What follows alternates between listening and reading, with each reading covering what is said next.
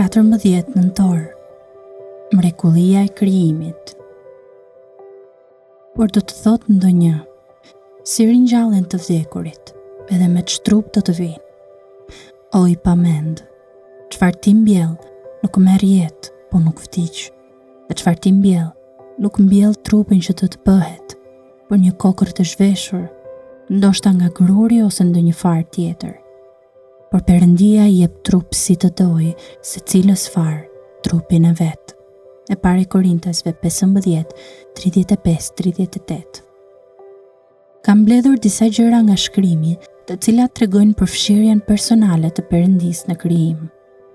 Për shembull, këtu te e pari Korintasve 15:38, Pali krahason mënyrën se si një far mbillet në një formë dhe rritet në një formë tjetër, me një trup të ndryshëm nga të tjerët. Ai thotë, Perëndia I jep trup si të dojë, secilës far trupin e vet.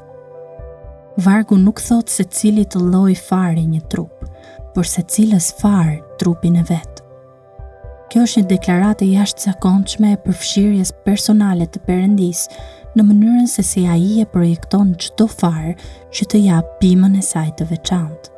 Jo vetëm speciat, por çdo far individuale.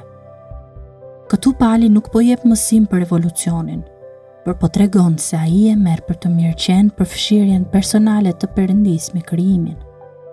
Është e qartë se Pali nuk mund ta përfytyrojë dot që ndonjë proces natyror të konceptohet pa pranuar faktin se Perëndia është ai që e kryen.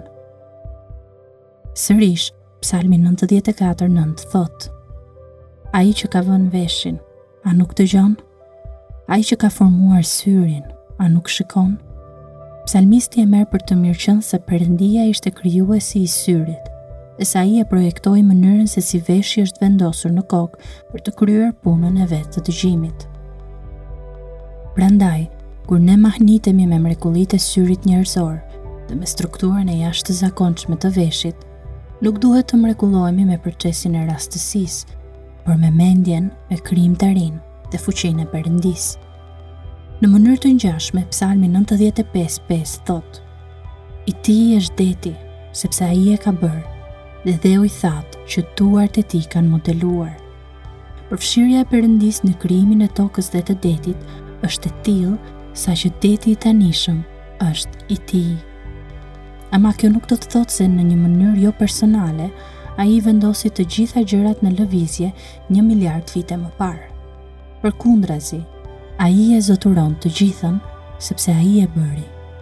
Krijimi është sot vepër e duarve të tij dhe tregon shenjat e gishtave të krijuesit të vet, ashtu si një vepër arti I përket atij që e pikturoi, derisa ai ta shes ose ta dhuroj.